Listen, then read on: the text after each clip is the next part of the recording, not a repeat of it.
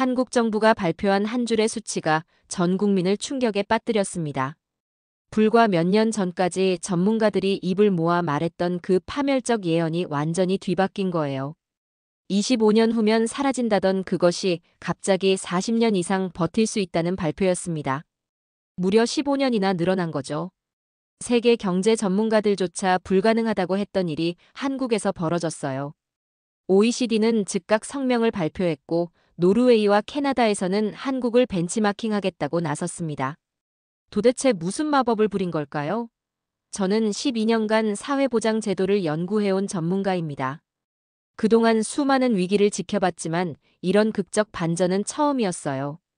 젊은 세대는 절망하고 기성세대는 분노했던 그 문제. 정치인들조차 건드리기 싫어했던 뜨거운 감자가 하루아침에 희망의 상징으로 바뀌었습니다.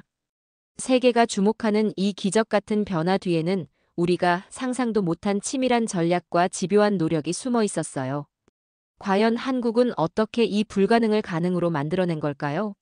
지금부터 그 놀라운 반전 드라마의 전말을 공개하겠습니다.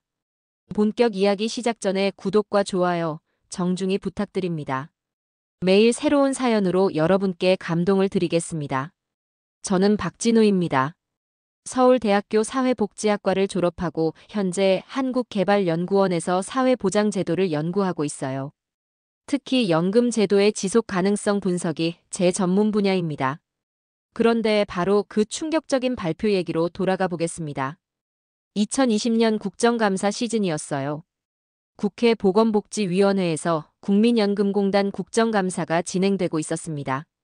저는 자료 분석팀의 일원으로 참석해 있었죠. 그때 나온 수치가 정말 충격적이었어요.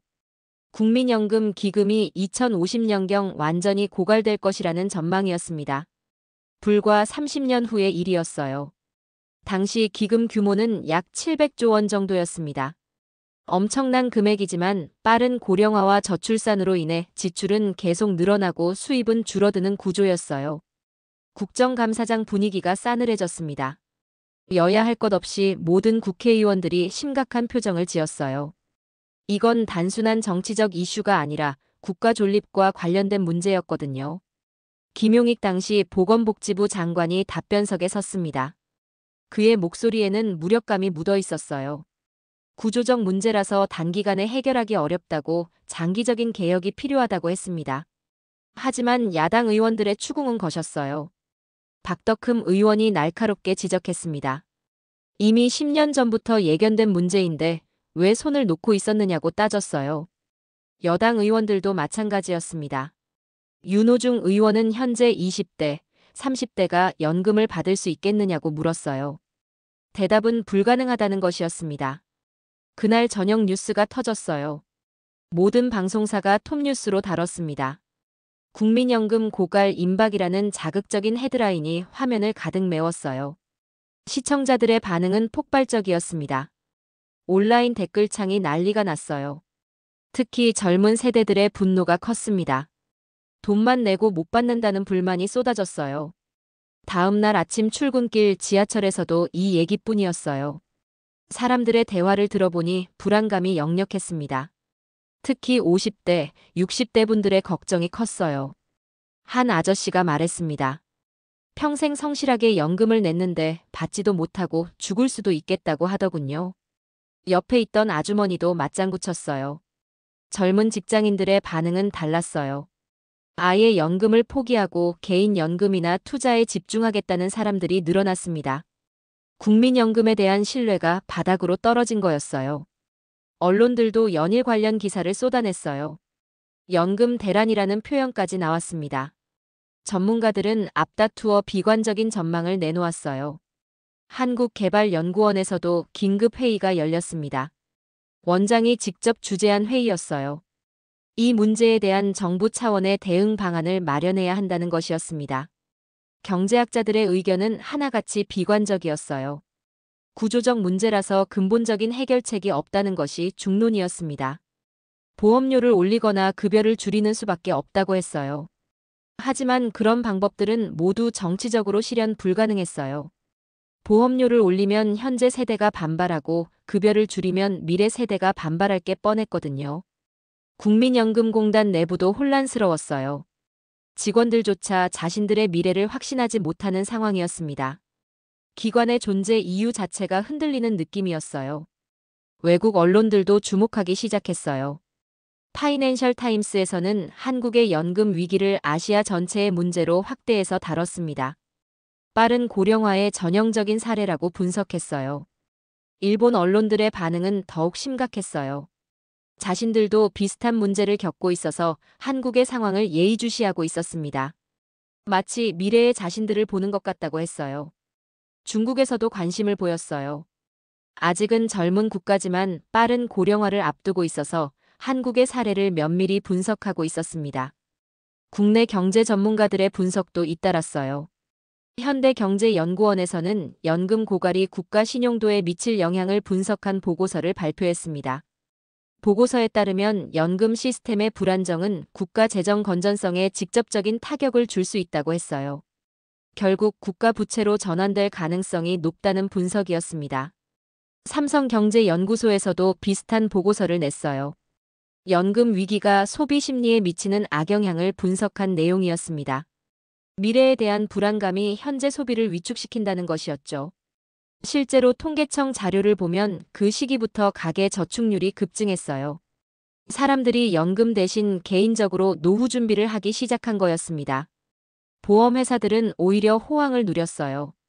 개인연금 가입자가 폭증했습니다. 국민연금에 대한 불신이 사적연금 시장을 키운 셈이었어요. 하지만 이런 개별적 대응은 근본적인 해결책이 될 수 없었어요. 국민연금의 사회적 기능을 대체할 수는 없었거든요. 특히 저소득층의 경우 개인연금 가입 여력이 없어서 더욱 심각한 문제였어요. 연금 양극화가 심화될 수밖에 없는 구조였습니다. 시민단체들도 움직이기 시작했어요. 경제정의실천 시민연합에서는 연금 개혁을 위한 시민 대토론회를 개최했습니다. 토론회에는 각계각층의 사람들이 참석했어요. 젊은 직장인부터 은퇴를 앞둔 베이비붐 세대까지 다양한 목소리가 나왔습니다. 하지만 결론은 하나같이 암울했어요. 모두들 문제의 심각성은 인정하지만 해결책은 찾지 못하겠다는 것이었습니다. 그때만 해도 저를 포함한 모든 전문가들이 비관적이었어요. 이 문제는 해결 불가능한 것처럼 보였거든요. 하지만 몇 년 후 우리는 완전히 다른 현실과 마주하게 됩니다. 국민연금 고갈 전망이 발표된 후 한국 사회에는 이전에 없던 세대 갈등이 본격화되기 시작했습니다. 단순한 정책 논란을 넘어서 사회를 가르는 거대한 균열로 번져나갔어요. 가장 먼저 폭발한 건 20대, 30대의 분노였습니다. 온라인 커뮤니티마다 연금 관련 글들이 쏟아져 나왔어요. DC인사이드, 일베, 여성시대 할 것 없이 모든 곳에서 같은 목소리가 나왔습니다. 한 네티즌이 올린 글이 특히 화제가 되었어요.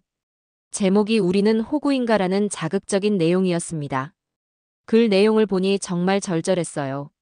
글쓴이는 28세 직장인이었어요. 매달 10만 원 넘게 연금을 내지만 받을 수 있을 거라는 희망이 전혀 없다고 했습니다. 그러면서 기성세대는 적게 내고 많이 받는다고 분노했어요. 댓글들도 비슷했어요. 연금 포기하고 차라리 펀드에 투자하겠다는 사람들이 대부분이었습니다. 국민연금공단의 탈퇴 신청 방법을 묻는 글들도 많았어요. 하지만 현실은 냉혹했어요. 국민연금은 의무 가입이라 탈퇴할 수 없었거든요. 이것이 젊은 세대의 분노를 더욱 키웠습니다. 직장인 김민수 씨의 이야기가 언론에 소개되었어요. 32살 회사원인데 연금 보험료가 월 13만 원이나 나간다고 했습니다. 그런데 받을 수 있을지 확신이 서지 않는다는 거였어요. 김민수 씨가 말했습니다. 부모님 세대는 경제 성장기에 적게 내고 지금 많이 받고 있는데 자신들은 경제도 어려운데 많이 내고 못 받을 것 같다고 하더군요. 이런 젊은 세대의 목소리에 기성세대의 반발도 만만치 않았어요. 60대 김영호 씨는 언론 인터뷰에서 이렇게 말했습니다. 김영호 씨가 말하길 자신들은 40년 넘게 성실하게 연금을 냈다고 해요. 그런데 지금 와서 못 준다고 하면 사기 아니냐는 거였습니다. 약속은 지켜져야 한다고 강조했어요. 베이비붐 세대의 분노는 더욱 직접적이었어요. 이들은 연금 수급을 코앞에 두고 있었거든요. 갑자기 제도가 바뀌면 인생 설계가 무너진다고 호소했습니다. 노인 단체들도 움직이기 시작했어요. 대한노인회에서는 성명서를 발표했습니다. 국민연금은 국가가 국민과 맺은 약속이라고 이를 지키는 것이 정부의 의무라고 주장했어요. 반면 청년 단체들의 대응도 거셌어요. 청년 유니온에서는 세대 차별 철폐를 요구하는 시위를 조직했습니다. 기성세대 위주의 정책을 바꿔야 한다고 목소리를 높였어요.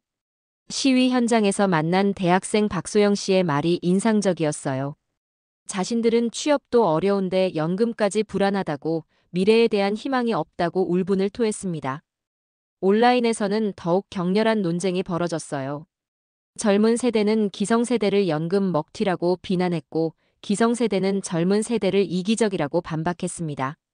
특히 대기업 직장인들과 공무원들 사이의 갈등도 심했어요. 공무원 연금이나 사학연금은 상대적으로 안정적이었기 때문에 형평성 논란이 일었습니다.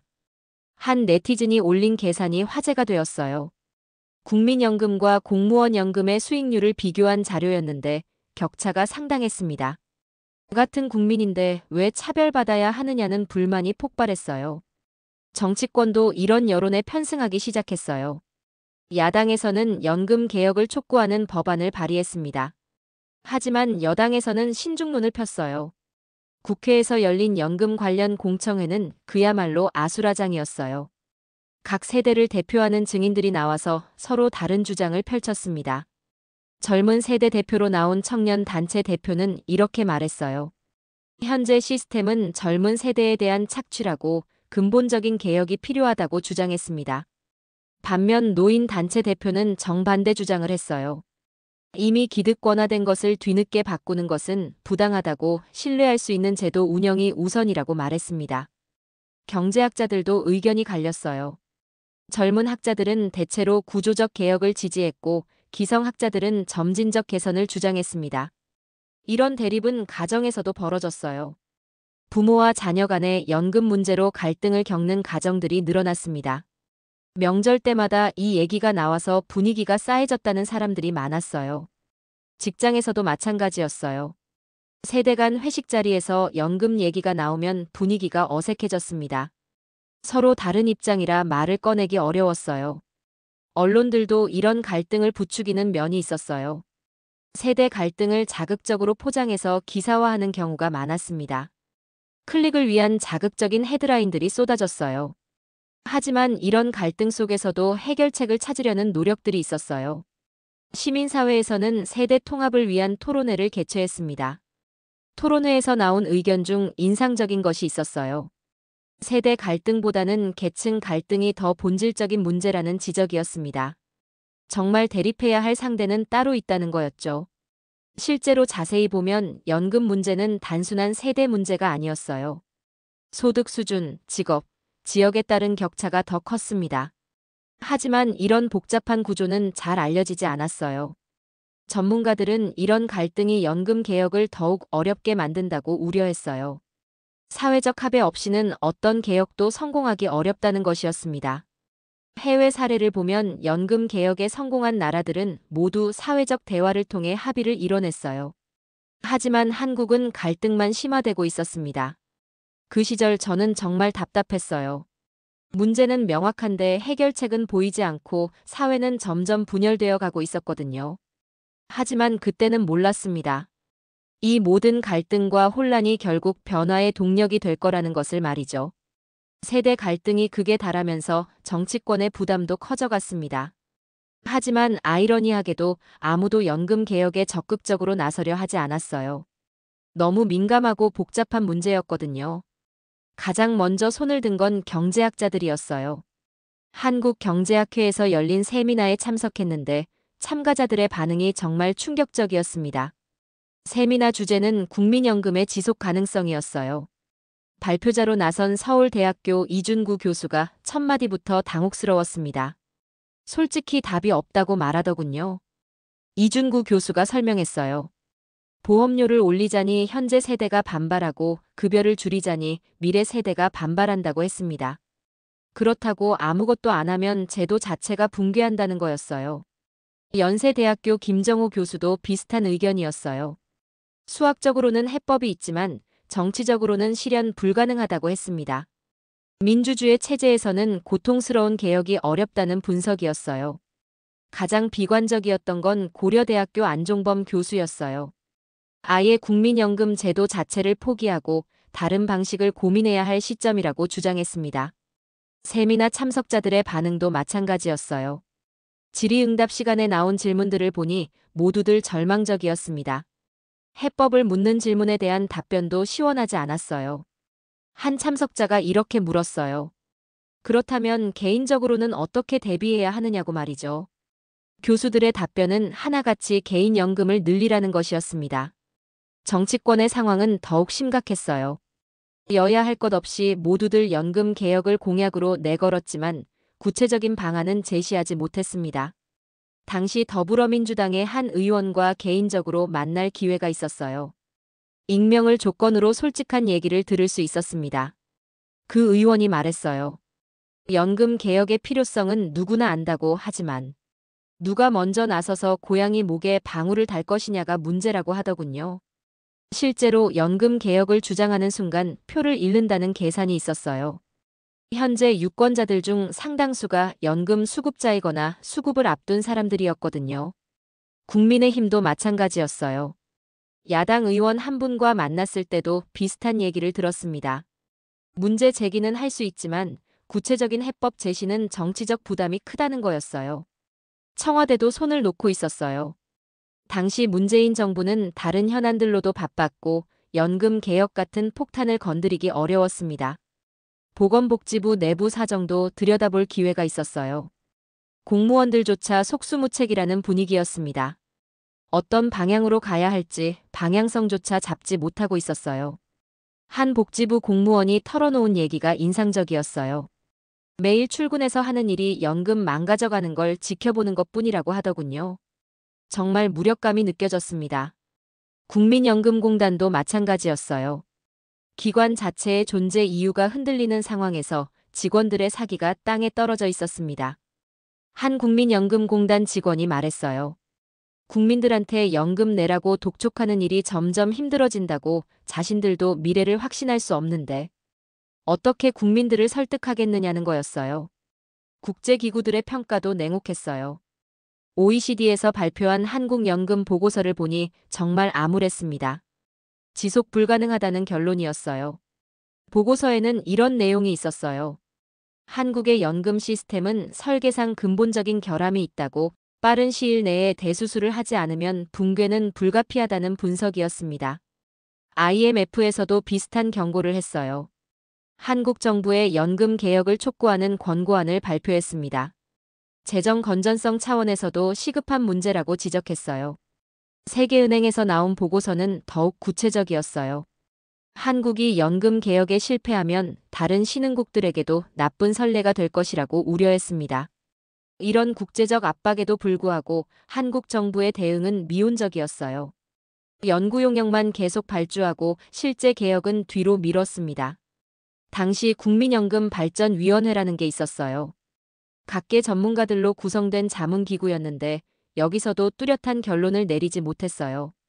몇 년간 회의만 계속하고 실질적인 성과는 없었습니다. 위원회에 참석했던 한 전문가가 말했어요. 모두들 문제의 심각성은 인정하지만 해법에 대해서는 의견이 제각각이라고 합의점을 찾기가 너무 어렵다고 하더군요. 특히 노동계와 재계의 입장 차이가 컸어요. 노동계는 국가 지원 확대를 주장했고 재계는 민영화를 주장했습니다. 접점을 찾기 어려웠어요. 시민사회 단체들도 분열되어 있었어요. 노인단체는 기득권 보장을 요구했고 청년단체는 형평성 개선을 주장했습니다. 사회적 합의는 요원해 보였어요. 학계에서도 의견이 갈렸어요. 일부는 스웨덴식 개혁을 주장했고 다른 일부는 칠레식 개혁을 지지했습니다. 하지만 어떤 모델도 한국 상황에 완벽하게 맞지는 않았어요. 해외 전문가들을 초청한 세미나도 여러 차례 열렸어요. 하지만 결론은 하나같이 비슷했습니다. 정치적 의지가 없으면 어떤 개혁도 불가능하다는 것이었어요. 스웨덴에서 온 연금 전문가는 이렇게 말했어요. 자국에서도 연금 개혁에 10년 이상 걸렸다고 한국은 시작도 제대로 하지 않고 있는 것 같다고 하더군요.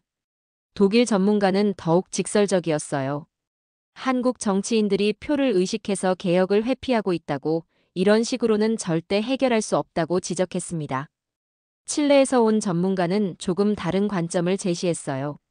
연금 개혁은 결국 사회 전체의 철학 문제라고, 어떤 사회를 만들 것인지에 대한 합의가 먼저라고 했습니다. 언론에서도 점점 관심이 식어갔어요. 처음에는 연일 톱뉴스였지만 시간이 지나면서 식상한 주제가 되어버렸습니다. 새로운 내용이 없었거든요. 국민들의 관심도 마찬가지였어요. 처음에는 분노하고 걱정했지만 시간이 지나면서 체념하는 분위기로 바뀌었습니다. 어차피 바뀌지 않을 거라는 생각이 퍼졌어요. 젊은 세대들은 아예 연금에 대한 기대를 접었어요. 개인연금이나 부동산 투자에 더 관심을 보이기 시작했습니다. 국가에 대한 신뢰가 바닥으로 떨어진 거였어요.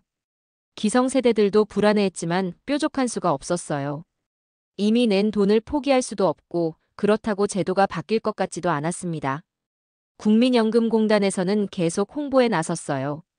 제도의 안정성을 강조하는 광고를 내보냈지만 국민들의 반응은 냉담했습니다. 오히려 역효과가 나는 것 같았어요. 공단 내부에서도 회의적인 목소리가 나왔어요. 한 간부가 비공개로 한 말이 언론에 흘러나왔는데 현재 시스템으로는 정말 답이 없다는 내용이었습니다. 보건복지부에서는 몇 차례 개혁안을 내놓으려 했지만 청와대에서 제동을 걸었어요. 정치적 부담이 크다는 이유였습니다. 한 복지부 고위 관계자가 털어놓은 말이 인상적이었어요. 장관도 차관도 모두 이 문제를 건드리기 싫어한다고, 임기 중에 폭탄 터지는 걸 원하지 않는다는 거였어요. 그러면서 모든 사람들이 다음 정부로 책임을 떠넘기려 했어요. 하지만 시간이 갈수록 문제는 더욱 심각해졌습니다. 고령화는 계속 진행되고 있었거든요. 통계청에서 발표한 인구 전망을 보니 정말 암울했어요. 향후 10년간 고령화 속도가 더욱 빨라질 것이라는 예측이었습니다. 경제 성장률 전망도 좋지 않았어요. 한국은행에서는 잠재 성장률이 계속 하락할 것이라고 예측했습니다. 연금, 기금의 수익률도 낙관하기 어려운 상황이었어요. 이런 상황에서 전문가들은 점점 더 비관적이 되어갔어요. 한국개발연구원에서 나온 보고서도 마찬가지였습니다. 구조적 개혁 없이는 해결 불가능하다는 결론이었어요. 삼성경제연구소에서도 비슷한 분석을 내놓았어요. 연금 위기가 국가 경제 전체에 미칠 파급 효과를 분석한 내용이었는데 정말 심각한 수준이었습니다. LG경제연구원의 보고서는 더욱 구체적이었어요. 연금 제도 붕괴 시 사회적 비용을 계산한 결과 GDP의 몇 %에 달하는 손실이 예상된다고 했습니다. 이런 보고서들이 쏟아져 나왔지만 정책 결정자들의 반응은 미온적이었어요. 모두들 문제의 심각성은 인정하지만 해법은 제시하지 못했습니다. 그 당시 저는 정말 절망적이었어요. 전문가로서 문제는 명확히 보이는데 아무도 해결하려 하지 않는 상황이었거든요. 하지만 그때는 몰랐습니다. 바로 그런 절망적인 상황이 변화의 전조였다는 것을 말이죠. 2023년까지도 연금 개혁은 여전히 미궁 속에 있었습니다. 하지만 2024년 들어서면서 뭔가 분위기가 달라지기 시작했어요. 윤석열 정부가 본격적으로 연금 개혁에 나서겠다는 신호를 보내기 시작한 거였습니다. 첫 신호는 2024년 신년사였어요. 대통령이 직접 연금 개혁을 올해의 핵심 과제로 언급했습니다. 그동안 회피해왔던 문제를 정면으로 다루겠다는 의지를 표명한 거였어요. 하지만 당시만 해도 대부분의 사람들은 반신반의했습니다. 이전 정부들도 비슷한 말을 했지만 결국 흐지부지 되었거든요. 저 역시 크게 기대하지 않았어요. 그런데 이번에는 뭔가 달랐습니다. 대통령이 직접 연금 개혁 추진단을 만들어서 청와대에 설치했어요. 그리고 추진단장에 경제부총리를 임명했습니다.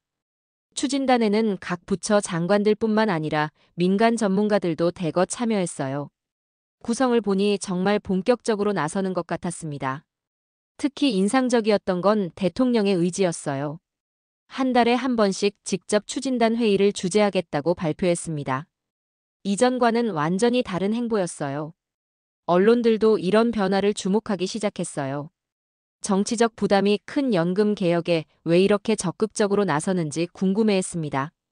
청와대 고위 관계자와 만날 기회가 있었는데 흥미로운 얘기를 들을 수 있었어요. 대통령이 개인적으로 이 문제에 대한 위기의식이 상당하다는 거였습니다. 그 관계자가 말하길 대통령이 경제 관련 브리핑을 받을 때마다 연금 문제를 언급한다고 해요. 이 문제를 해결하지 못하면 국가의 미래가 없다는 인식이 강하다는 거였습니다. 또 다른 배경도 있었어요. 국제사회의 압박이 계속 거세지고 있었거든요. OECD나 IMF에서 지속적으로 연금 개혁을 촉구하고 있었습니다. 특히 미국 정부에서도 관심을 보이기 시작했어요. 한국의 연금 위기가 동북아 경제 안정에 미칠 영향을 우려한다는 메시지를 전해왔습니다. 이런 상황에서 정부는 본격적인 연구 작업에 착수했어요. 국내외 전문가들을 총동원해서 개혁 방안을 마련하기 시작한 거였습니다. 한국개발연구원에서는 특별팀을 꾸렸어요. 저도 그 팀의 일원으로 참여하게 되었습니다. 정말 오랜만에 희망을 느낄 수 있었어요. 팀장을 맡은 김도연 선임연구위원이 첫 회의에서 한 말이 인상적이었어요. 이번에는 정말 마지막 기회일 수도 있다고, 실패하면 한국 사회의 미래가 없다고 하더군요. 연구팀은 정말 치열하게 작업했어요. 해외 사례를 모두 검토하고 한국에 적용 가능한 모델들을 찾아냈습니다. 밤낮 없이 일했어요. 가장 먼저 검토한 건 스웨덴 모델이었어요. 확정기여형과 확정급여형을 결합한 방식이었는데 한국 상황에 부분적으로 적용 가능할 것 같았습니다. 독일 모델도 관심 있게 봤어요. 연금 포인트 제도를 통해 세대 간 형평성을 확보한 사례였습니다. 한국의 세대 갈등 해결에 도움이 될 수 있을 것 같았어요. 일본 모델은 반면교사로 삼았어요. 개혁이 너무 늦어져서 효과가 제한적이었거든요. 한국은 그런 실수를 반복하지 말아야 한다고 생각했습니다. 가장 혁신적인 아이디어는 싱가포르 모델에서 나왔어요. 중앙적립기금 방식의 장점을 한국에 접목할 수 있을지 검토했습니다. 하지만 단순히 해외 모델을 베끼는 것으로는 부족했어요. 한국만의 독특한 상황을 고려한 맞춤형 해법이 필요했습니다. 연구팀에서 가장 중점을 둔 건 투자 수익률 제고였어요. 기금 운용의 효율성을 높이면 다른 변수들에 대한 부담을 줄일 수 있다는 계산이었습니다. 국민연금기금의 해외 투자 비중을 늘리고 대체 투자도 확대하는 방안을 검토했어요. 물론 리스크 관리는 철저히 해야 했지만요. 또 다른 핵심은 보험료율 조정이었어요. 현재 9%인 보험료율을 단계적으로 올려야 한다는 것이 중론이었습니다. 하지만 정치적 부담이 컸어요. 수급 개시 연령 조정도 불가피했어요. 현재 62세에서 65세로 단계적으로 늘려야 한다는 의견이 많았습니다. 급여 수준 조정은 가장 민감한 부분이었어요.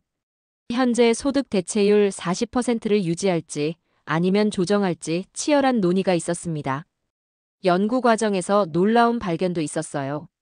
한국의 경제 성장 잠재력이 생각보다 높다는 분석이 나온 거였습니다. 특히 기술 혁신 분야에서 말이죠. 또한 한국인의 평균 수명이 다른 나라보다 빠르게 늘어나고 있지만 건강 수명도 함께 늘어나고 있다는 점도 긍정적이었어요. 노동 가능 기간이 생각보다 길어질 수 있다는 거였습니다. 이런 요소들을 종합하면 연금 고갈 시점을 상당히 늦출 수 있을 것이라는 희망적인 전망이 나왔어요. 물론 개혁이 제대로 이루어졌을 때의 얘기였지만요. 연구팀의 작업이 일단락되자 정부는 본격적인 사회적 논의에 나섰어요. 각계각층의 의견을 수렴하는 과정이 시작된 거였습니다. 가장 먼저 시작한 건 전문가 간담회였어요. 경제학자, 사회복지학자, 보험계리사 등이 참여해서 개혁 방향에 대해 논의했습니다. 놀랍게도 전문가들 사이에서는 상당한 공감대가 형성되었어요. 방향성에 대해서는 대체로 의견이 일치했습니다. 이전과는 확연히 다른 분위기였어요. 노동계와 재계의 반응도 이전과 달랐어요. 물론 여전히 이견은 있었지만 개혁의 필요성 자체는 인정하는 분위기였습니다. 시민사회 단체들도 적극적으로 참여했어요. 청년단체와 노인단체가 처음으로 공동성명을 발표하기도 했습니다. 세대를 뛰어넘은 협력이 시작된 거였어요. 이런 분위기 변화를 보면서 저는 정말 놀랐어요. 몇 년 전까지만 해도 상상할 수 없었던 일들이 벌어지고 있었거든요. 뭔가 큰 변화가 시작되고 있다는 느낌이 들었습니다. 사회적 논의가 어느 정도 정리되자 정부는 구체적인 개혁안 마련에 착수했습니다. 저도 실무진의 일원으로 참여하게 되어 그 과정을 생생하게 지켜볼 수 있었어요. 가장 먼저 논의된 건 보험료율 인상이었어요. 현재 9%인 보험료율을 몇 %까지 올릴지가 핵심 쟁점이었습니다. 경제팀에서는 13%까지 올려야 한다는 의견이었어요. OECD 평균 수준에 맞춰야 한다는 논리였습니다. 하지만 정치팀에서는 12%가 한계라고 했어요. 결국 단계적 인상으로 방향이 정해졌어요. 2025년부터 매년 0.5%씩 올려서 2029년에 11%, 2033년에 12%로 만든다는 계획이었습니다. 수급 개시 연령 조정도 민감한 문제였어요. 현재 62세에서 65세로 올리는 건 기정사실이었지만 시기와 방법이 문제였습니다. 복지부에서는 가능한 한 빨리 조정하자는 입장이었어요. 하지만 고용부에서는 고령자 일자리 확보가 먼저라고 주장했습니다. 최종적으로는 2027년부터 매년 2달씩 늦춰서 2036년에 65세로 만든다는 안으로 정리되었어요. 점진적 조정을 통해 충격을 최소화한다는 전략이었습니다. 하지만 진짜 핵심은 따로 있었어요. 바로 국민연금기금 운용 방식의 혁신이었습니다. 이 부분에서 정말 파격적인 변화가 계획되었어요. 기금 운용의 가장 큰 문제는 수익률이었어요. 그동안 연평균 5% 내외의 수익률을 기록해왔는데 이는 다른 나라에 비해 낮은 수준이었습니다. 새로운 계획에서는 목표 수익률을 연평균 7%로 설정했어요. 이를 위해 투자 포트폴리오를 대폭 개편하기로 했습니다. 첫 번째 변화는 해외 투자 비중 확대였어요. 현재 30% 수준인 해외 투자를 50%까지 늘리기로 했습니다. 글로벌 분산 투자를 통해 수익률을 높인다는 전략이었어요. 두 번째는 대체 투자 확대였어요. 부동산, 인프라, 사모펀드 등에 대한 투자를 대폭 늘리기로 했습니다. 현재 10%에서 25%까지 확대하는 계획이었어요.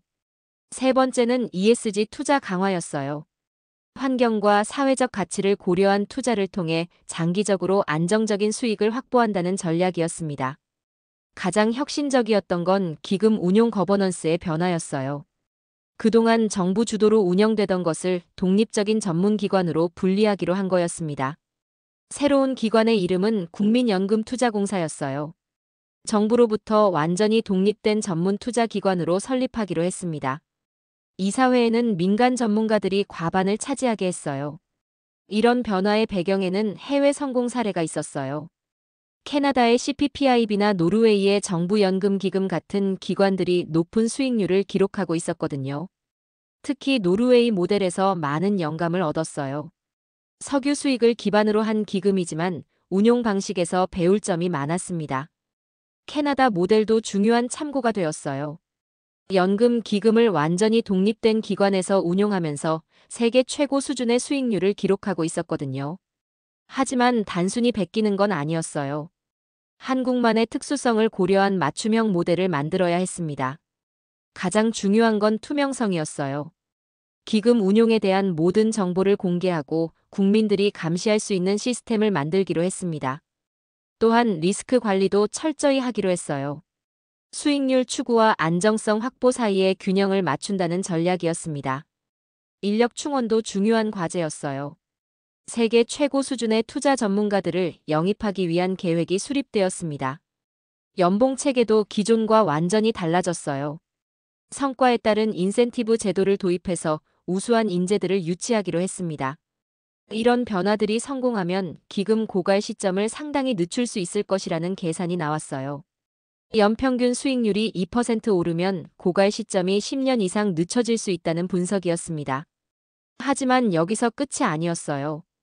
또 다른 혁신적인 아이디어가 있었습니다. 바로 기초연금과의 연계 강화였어요.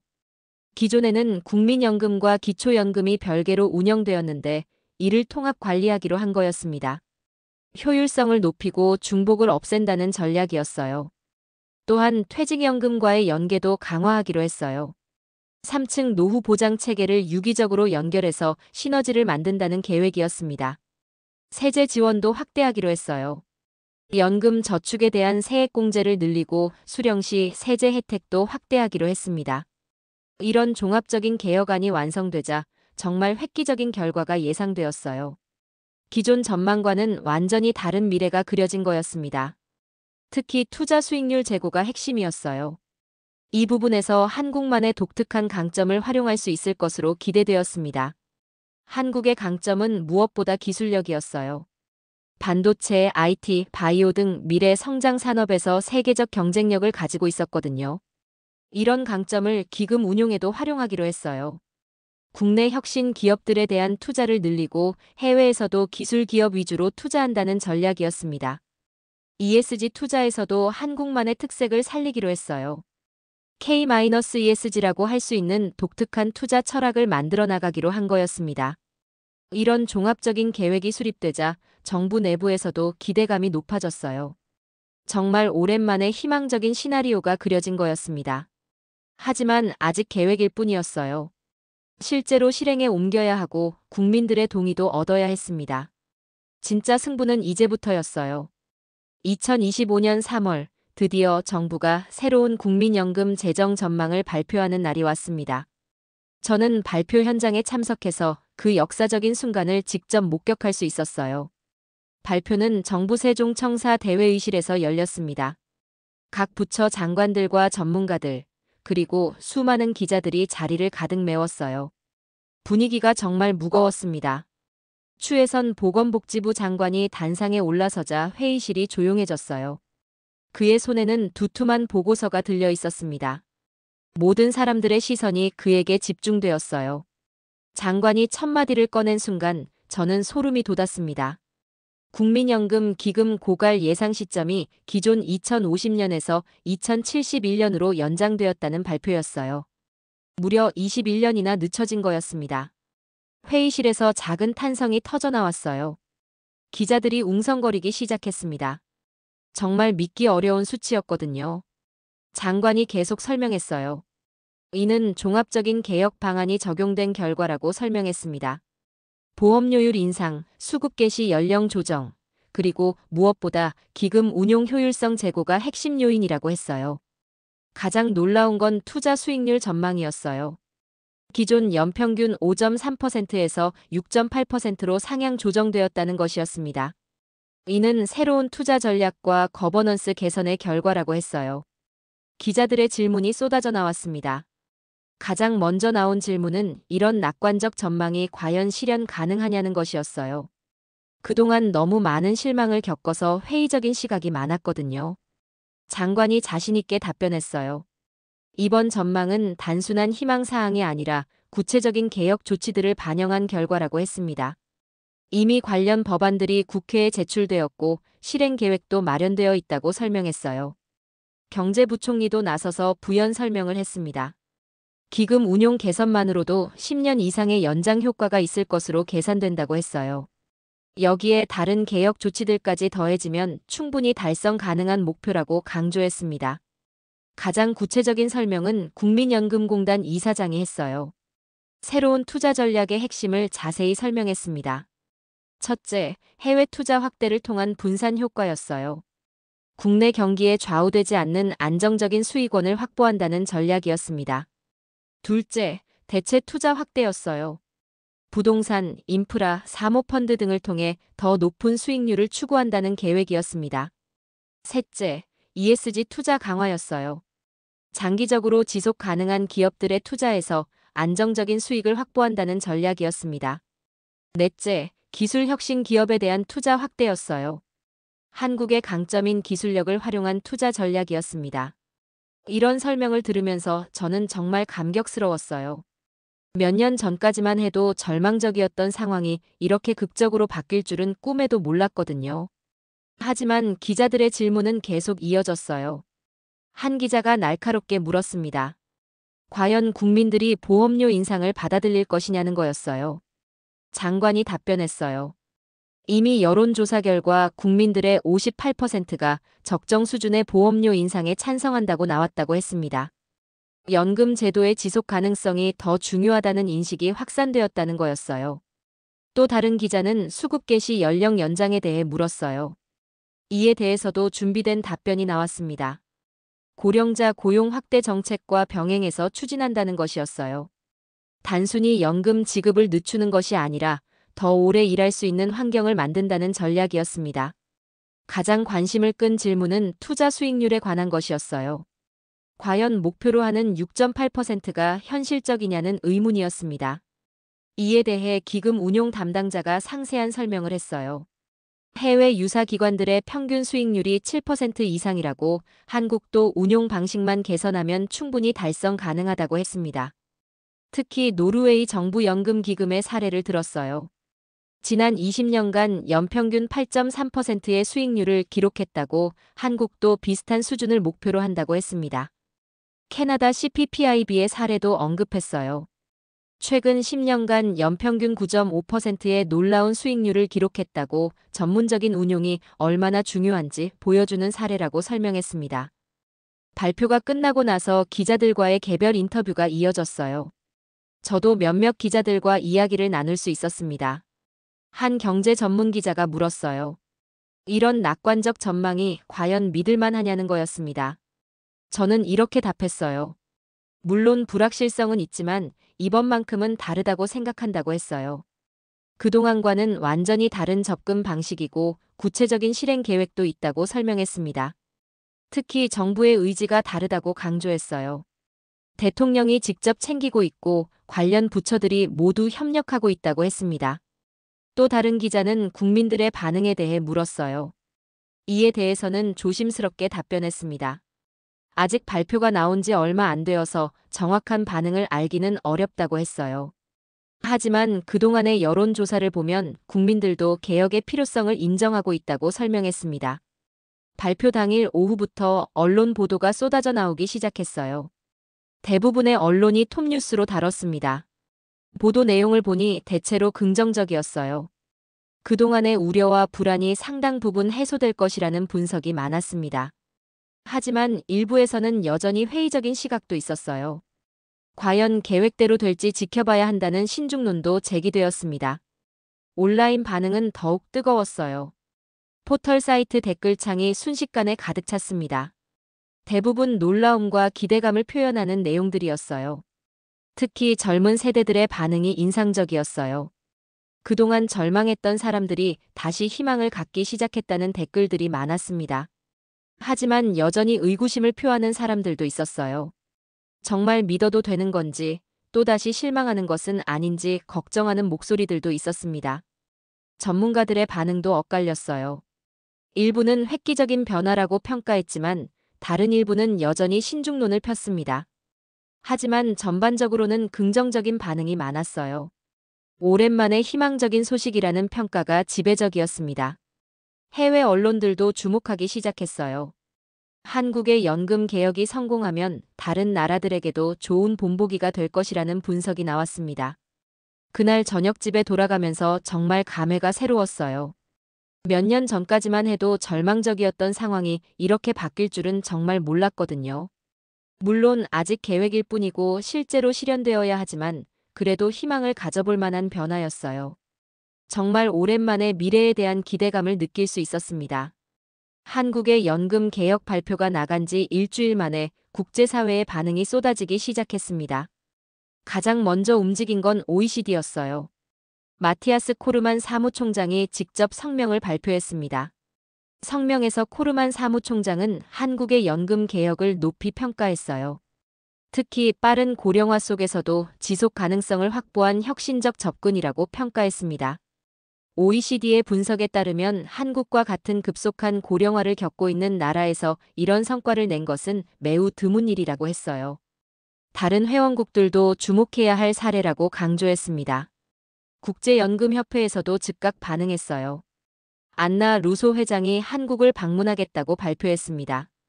직접 개혁 사례를 살펴보고 다른 나라들에게 전파하고 싶다는 의도였어요. 가장 놀라운 반응은 노르웨이에서 왔어요.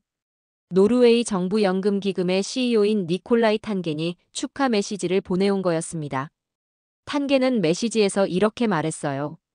한국이 노르웨이 모델을 벤치마킹한 것을 넘어서 독자적인 혁신을 이뤄냈다고, 오히려 노르웨이가 한국에서 배울 점이 많다고 했습니다. 특히 그가 놀라워한 건 기술 혁신과 연금 운용의 결합이었어요. ESG 투자와 기술 투자를 조화시킨 한국만의 접근법이 매우 인상적이라고 평가했습니다. 캐나다에서도 관심을 보였어요. CPPIB의 CEO인 존 그레이엄이 공식 성명을 발표했습니다. 한국의 개혁이 연금 업계에 새로운 기준을 제시했다고 평가했어요. 그레이엄이 특히 주목한 건 거버넌스 개선이었어요. 정치적 영향력을 배제하고 전문성을 확보한 한국의 방식이 모범 사례가 될 것이라고 했습니다. 싱가포르에서는 더욱 구체적인 관심을 보였어요. CPF 중앙적립기금 관계자들이 한국 방문을 요청해왔습니다. 직접 시스템을 벤치마킹하고 싶다는 의도였어요. 일본의 반응은 좀 복잡했어요. 후생 노동성에서는 공식적으로는 축하한다고 했지만 내심 부러워하는 기색이 역력했습니다. 일본은 비슷한 고령화 문제를 겪고 있지만 정치적 제약으로 인해 개혁이 더딘 상황이었거든요. 한국의 성공이 일본에게는 자극이 되었을 것 같았어요. 일본 경제신문에서는 특집 기사를 실었어요. 제목이 한국에 뒤처진 일본의 연금 개혁이었습니다. 상당히 자극적인 내용이었어요. 기사에서는 한국이 정치적 결단력을 발휘해서 개혁에 성공한 반면 일본은 여전히 미온적인 대응에 그치고 있다고 비판했습니다. 중국에서도 주목했어요. 중국도 빠른 고령화를 앞두고 있어서 한국의 사례를 면밀히 분석하고 있었습니다. 중국 사회과학원에서 발표한 보고서를 보니 한국의 접근법을 상당히 긍정적으로 평가하고 있었어요. 특히 기금 운용의 전문성 확보 부분에 주목했습니다. 유럽에서도 반응이 뜨거웠어요. 독일의 한 경제연구소에서는 한국 모델을 유럽에 적용할 수 있는지 연구하겠다고 발표했습니다. 프랑스에서도 관심을 보였어요. 마크롱 대통령이 추진하고 있는 연금 개혁에 한국 사례를 참고하겠다는 의견이 나왔습니다. 이탈리아는 더욱 적극적이었어요. 정부에서 공식적으로 한국과의 연금 분야 협력을 제안해왔습니다. 가장 인상적이었던 반응은 스웨덴에서 온 것이었어요. 스웨덴은 연금 개혁의 모범 사례로 여겨지는 나라인데 오히려 한국에서 배우고 싶다는 의견을 표명했습니다. 스웨덴 연금청의 관계자가 말했어요. 한국이 스웨덴 모델을 넘어서는 혁신을 이뤘다고, 이제는 스웨덴이 한국을 벤치마킹해야 할 때라고 했습니다. 미국에서도 관심을 보이기 시작했어요.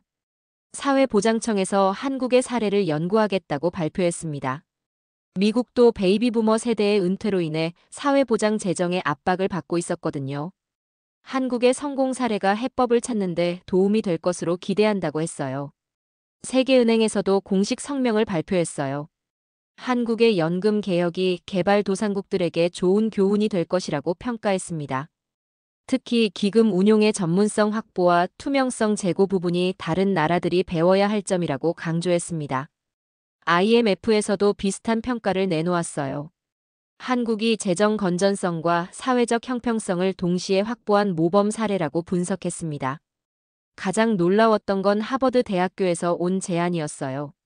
한국의 연금 개혁을 주제로 한 특별 강좌를 개설하고 싶다는 요청이었습니다. MIT에서도 비슷한 제안을 해왔어요. 공공정책대학원에서 한국 사례를 교육과정에 포함시키겠다는 계획을 발표했습니다. 런던 정경대에서는 더 나아가서 한국 정부와의 공동 연구를 제안했어요. 연금 개혁의 성공 요인을 학술적으로 분석하고 싶다는 의도였습니다. 이런 국제적 관심을 보면서 저는 정말 자랑스러웠어요. 한국이 이제는 배우는 입장이 아니라 가르치는 입장이 되었다는 느낌이 들었거든요. 특히 인상적이었던 건 선진국들의 반응이었어요. 그동안 우리가 벤치마킹했던 나라들이 오히려 한국에서 배우려 한다는 것이 놀라웠습니다. 국제 컨퍼런스 초청도 쇄도했어요. 세계 각국에서 한국의 경험을 발표해달라는 요청이 계속 들어왔습니다. 정부에서는 이런 국제적 관심을 적극 활용하기로 했어요. 연금 분야에서 한국의 위상을 높이고 다른 분야 협력으로도 확대해 나간다는 전략이었습니다. 외교부에서는 연금 외교라는 새로운 개념까지 만들어냈어요. 연금 개혁 경험을 바탕으로 다른 나라들과의 협력을 강화한다는 계획이었습니다. 실제로 여러 나라에서 기술 협력을 요청해 왔어요. 한국의 노하우를 전수받고 싶다는 거였습니다. 이런 변화를 보면서 저는 정말 감개무량했어요. 불과 몇 년 전까지만 해도 절망적이었던 상황이 이렇게 바뀔 줄은 꿈에도 몰랐거든요. 한국이 문제를 해결하는 능력, 위기를 기회로 바꾸는 능력을 다시 한번 보여준 것 같았어요. 이런 저력이야말로 한국의 진짜 경쟁력이라는 생각이 들었습니다. 연금 개혁 발표 이후 한 달이 지나면서 한국 사회 전반의 변화의 바람이 불기 시작했습니다. 가장 먼저 느껴진 건 국민들의 심리적 변화였어요. 여론조사 결과를 보니 정말 놀라웠습니다. 미래에 대한 불안감이 현저히 줄어들었다는 응답이 67%나 나왔어요. 특히 20대, 30대의 변화가 두드러졌습니다. 한 젊은 직장인과의 인터뷰가 인상적이었어요. 그동안 연금에 대한 기대를 완전히 포기했었는데 이번 발표를 보고 다시 희망을 갖게 되었다고 말했습니다. 연금 탈퇴 문의도 크게 줄어들었어요. 국민연금공단에 따르면 개인연금 상품 문의는 늘어나는 대신 국민연금에 대한 긍정적 문의가 증가했다고 합니다. 하지만 마냥 좋은 일만 있는 건 아니었어요. 보험료 인상에 대한 부담감을 호소하는 목소리도 만만치 않았습니다. 특히 자영업자들의 반발이 컸어요. 이미 경제적으로 어려운 상황에서 보험료까지 오르면 견디기 어렵다는 호소가 나왔습니다. 정부는 이런 우려에 대응하기 위해 저소득층 지원 방안을 마련했어요. 소득 수준에 따라 보험료 지원을 확대하기로 한 거였습니다. 또한 단계적 인상으로 충격을 최소화한다는 방침도 재확인했어요. 급격한 변화보다는 점진적 개선을 통해 국민들의 부담을 줄인다는 전략이었습니다. 세대 간 갈등도 완전히 해소된 건 아니었어요. 여전히 일부에서는 세대 간 형평성 문제를 제기했습니다. 하지만 전반적으로는 대화와 타협의 분위기가 조성되었어요. 이전처럼 감정적인 대립보다는 합리적인 논의가 늘어났습니다. 시민사회에서도 긍정적인 변화가 나타났어요. 청년단체와 노인단체가 공동으로 연금제도 발전 방안을 논의하는 모임을 만들었습니다. 정치권의 변화도 눈에 띄었어요. 그동안 연금 개혁을 회피했던 정치인들도 적극적인 지지 의사를 표명하기 시작했습니다. 야당에서도 정부의 개혁 방향에 대해 건설적인 비판과 대안을 제시했어요. 정치적 득실을 떠나서 국가적 과제로 접근하는 모습이었습니다. 하지만 아직 해결해야 할 과제들이 남아 있었어요. 가장 중요한 건 국민들의 신뢰 회복이었습니다. 그동안 너무 많은 실망을 안겨준 터라 이번에도 정말 지켜질지 의구심을 갖는 사람들이 많았어요. 신뢰를 회복하기 위해서는 지속적인 노력이 필요했습니다. 투자 수익률 목표 달성도 중요한 과제였어요. 계획대로 연평균 6.8%를 달성해야 전체 계획이 성공할 수 있었거든요. 새로운 투자 전략이 실제로 효과를 거둘지는 시간이 지나봐야 알 수 있는 일이었어요. 단기적인 성과에 일희일비하지 않고 장기적 관점을 유지하는 것이 중요했습니다. 인재 확보도 과제였어요. 세계 최고 수준의 투자 전문가들을 영입하는 것이 쉬운 일은 아니었습니다. 정부에서는 파격적인 처우 개선안을 마련했어요. 국제 수준의 연봉과 인센티브를 제공해서 우수한 인재들을 유치한다는 계획이었습니다. 거버넌스 개선도 지속적으로 추진해야 할 과제였어요. 정치적 영향력을 완전히 배제하고 전문성을 확보하는 것이 관건이었습니다. 시민사회의 감시 역할도 중요했어요. 기금 운용의 투명성을 확보하고 국민들이 상시 감시할 수 있는 시스템을 만들어야 했습니다. 국제 협력도 확대해야 할 영역이었어요. 세계 각국과의 경험 공유를 통해 한국의 시스템을 지속적으로 개선해 나가야 했습니다. 무엇보다 중요한 건 국민들의 참여였어요.